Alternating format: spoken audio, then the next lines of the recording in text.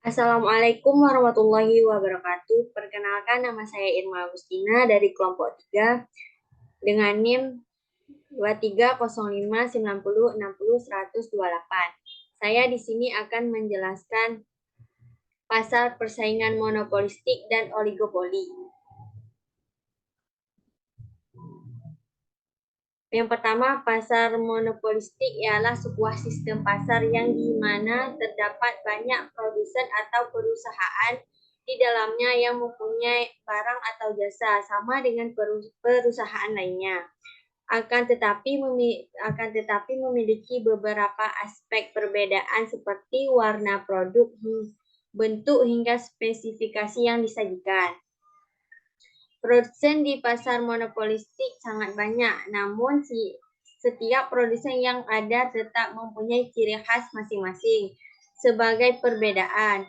Yang kedua, ada pasar oligopoli. Pasar oligopoli adalah tempat jual beli yang terdiri dari beberapa jenis perusahaan, sehingga perlu dari salah satu perusahaan cenderung akan mempengaruhi secara drastis terhadap pengusaha yang lain yang ikut di dalamnya.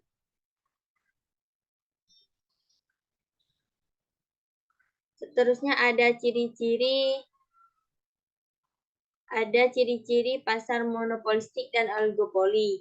Ciri dari pasar monopolistik diantaranya yang pertama, banyaknya penjual di pasar. Pasar monopolistik tidak mempunyai produsen atau penjualan sebanyak pasar persaingan sempurna dan tidak ada produsen atau perusahaan yang mempunyai skala produsen lebih besar dari perusahaan lainnya.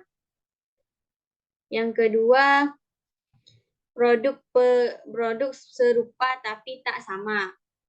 Jika dilihat sekilas, suatu produk atau jasa yang ada akan terlihat sebuah ciri khas dari perusahaan atau produsen menyedia barang atau jasa tersebut dan terlihat perbedaannya antara produk perusahaan A dan produk perusahaan B. Sehingga produk atau jasa pada industri pasar monopolistik tidak masuk kategori barang pengganti sempurna, akan tetapi masuk kategori barang pengganti dekat atau sementara. Yang ketiga ada harga. Setiap perusahaan tidak mempunyai kemampuan penuh untuk merubah atau mempengaruhi harga karena akan merusak pasar monopolistik. Keluar masuk pasar. Dalam pasar monopolistik, tidak setiap orang bebas untuk masuk dan keluar dalam pasar tersebut sesuai kemampuan perusahaan untuk bertahan dalam persaing. Yang keempat ada keluar masuk pasar. Dalam pasar monopolistik, setiap orang bebas untuk masuk dan keluar dalam pasar tersebut sesuai kemampuan perusahaan untuk bertahan dalam persaingan. Yang kelima, promosi.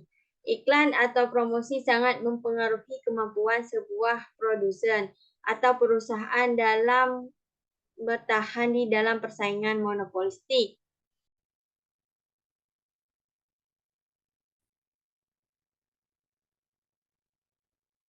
Selanjutnya, ciri-ciri pasar monopolistik dan oligopoli. Adapun ciri-ciri dari pasar oligopoli yaitu sebagai berikut. Yang pertama, terdapat beberapa pengusaha pada pasar ini.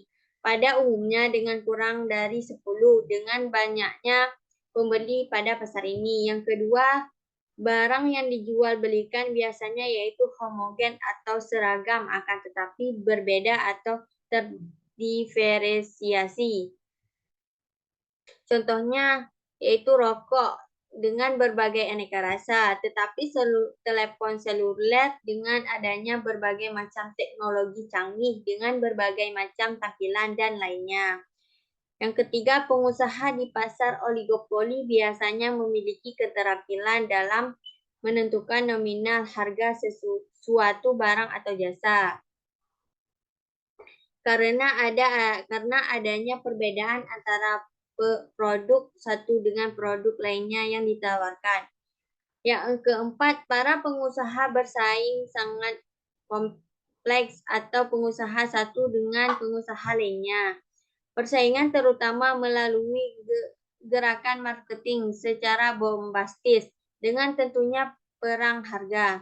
Perang harga yang dimaksud di sini yaitu terjadi ketika perusahaan pertama termasuk untuk menurunkan nominal harga memperoleh konsumen atau pembeli pasar yang lebih besar. Namun diikuti dengan penurunan nominal harga oleh perusahaan pesaing sehingga pada akhirnya konsumen atau pembeli pada pasar yang diperoleh oleh para perusahaan adalah tetap, namun dengan harga jual yang lebih rendah. Yang kelima, pengusaha oligopoli dapat terjun dalam pasar oligopoli. Meskipun sulit dalam bersaing. Di dalam pasar oligopoli dibutuhkan modal besar untuk bersaing. Apabila perusahaan yang lebih dulu berada di pasar ini kemudian perusahaan ini menurunkan nominal harga secara signifikan. Hal inilah yang membuat perusahaan baru ini sulit bertahan dalam pasar ini. Selanjutnya, karakteristik pasar persaingan monopolistik. Yang pertama, produk diferensiasi. Produk diferensiasi adalah usaha memberikan perbedaan pada perusahaan yang dihasilkan oleh produsen atau perusahaan untuk memberikan suatu daya tarik ke konsumen sehingga konsumen lebih memilih produk yang dihasilkan perusahaan tersebut daripada produk yang dihasilkan oleh perusahaan lain. Yang kedua, jumlah produsen yang sangat banyak. Produsen atau perusahaan di sistem pasar monopolistik sangat banyak. Bisa dilihat dengan begitu banyaknya merek pakaian hingga barang partner lainnya. Dikarenakan banyak produk yang sama, maka setiap perusahaan harus memperoleh output harga agar tidak mempengaruhi perusahaan lainnya. Yang ketiga, mudah masuk dan keluar. Dikarenakan melimpahnya sumber daya dan peluang bisnis yang terbuka lebar sehingga banyak orang yang ingin masuk dalam pasar monopolistik. Akan tetapi hal itu diimbangi dengan kerasnya persaingan sehingga banyak sekali produk yang keluar masuk pasar monopolistik. Faktor penyebab pasar monopolistik tidak puas terhadap pasar sempurna dan monopoli.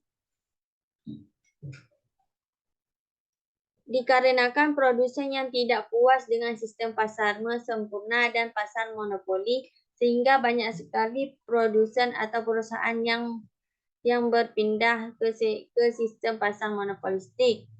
Kedua, sumber alam. Sumber daya alam yang amat sangat mempengaruhi di Indonesia membuat setiap orang atau produsen mudah terjun dalam industri monopolistik karena sangat mudah untuk mencari bahan baku maupun bahan pendukung dalam produksi suatu barang. Yang ketiga, produk diferensial. Produk diferensial dikarenakan produk diferensial yang tidak terlalu tinggi membuat setiap produsen lebih mudah dalam persaingan non harga.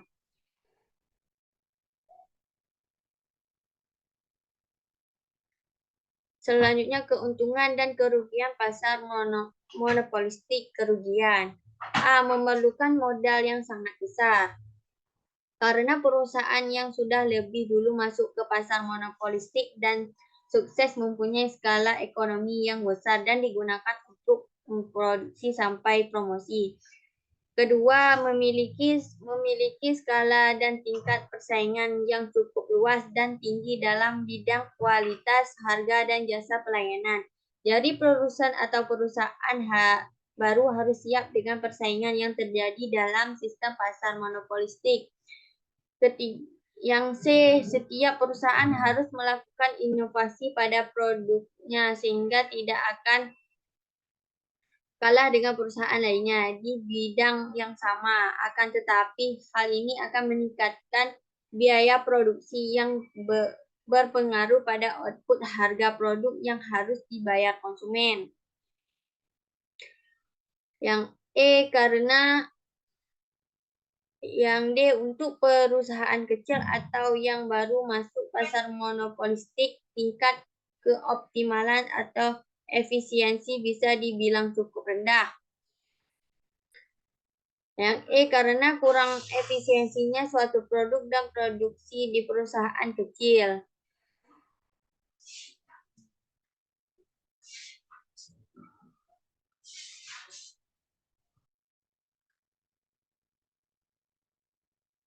Selanjutnya, keuntungan dan kerugian pasar monopolistik. 1. Kebebasan setiap produsen atau perusahaan untuk keluar dan masuk sistem pasar monopolistik membuat setiap perusahaan selalu melakukan inovasi jika tidak ingin kehilangan konsumen. Kedua, sangat banyaknya produsen dan produk membawa keuntungan untuk konsumen karena konsumen akan mempunyai banyak opsi pilihan produk sesuai kebutuhan dan pastinya mempunyai kesempatan untuk memilih produk terbaik yang ada. Yang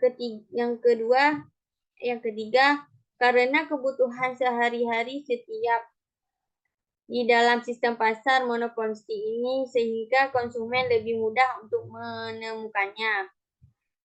Keempat, diferensiasi produk atau perbedaan produk membuat para konsumen benar-benar berhati-hati dan seleksi untuk memilih suatu produk dan biasanya konsumen akan menjadi konsumen tetap produk tersebut. Karakteristik oligopoli. Yang pertama, dijalankan 2 produsen atau lebih, sedangkan batas jumlahnya kurang adalah dari 10 produsen atau pihak penyedia barang. Karena ciri-ciri inilah pasar jenis ini disebut persaingan tidak sempurna disebabkan jumlah produsen yang menjual produk sangat sedikit. Kedua, produk yang dijual di homogen dan saling digantikan. Ciri-ciri pasar oligopoli yang kedua adalah produk yang dijual homogen dan bisa saling menggantikan. Salah satu contohnya adalah produk dan rokok yang mana produk yang dijual hanya satu rokok, tapi variasi pokoknya banyak. Yang ketiga, kebijakan produsen utama sebagai acuan produsen lainnya. Di dalam pasar oligopoli, kebijakan produsen utama menjadi acuan produsen lainnya, produsen cabang. Oleh karena itu, pihak produsen cabang hanya menjalankan saja kebijakan tersebut yang termasuk ke dalam kebijakan produsen utama yang harus diikuti produsen lainnya adalah menarikan produk lama dan digantikan oleh produk yang baru, termasuk juga penggantian fungsi, harga, dan rasa dari produk. Yang keempat, harga barang di pasar relatif sama. Ciri-ciri yang selanjutnya adalah harga barang di pasar relatif sama. Meskipun ada perbedaan, selisihnya tidak terlalu besar. Misalnya, harga sebuah merek A di toko intan harganya tidak akan jauh berbeda dengan harga sebuah merek yang sama di toko Barokah ini. Disebabkan karena kebijakan naik turunnya harga diturunkan oleh produsen, turun harga ditentukan oleh produsen utama. Sehingga produsen yang di bawahnya akan menyesuaikan dengan harga-harga tersebut. Karena jumlah produsen tidak terlalu banyak, tentu selisih harga yang muncul di pasar juga tidak terlalu besar. Yang kelima, produsen baru kesulitan masuk pasar. Produsen baru akan sangat kesulitan untuk memasuki pasar oligopoli karena produsen yang sama sudah eksis dengan cara memainkan harga agar konsumen tidak terpindah. Sedangkan produsen baru tentunya tidak akan bisa mengejar ekstensi tersebut.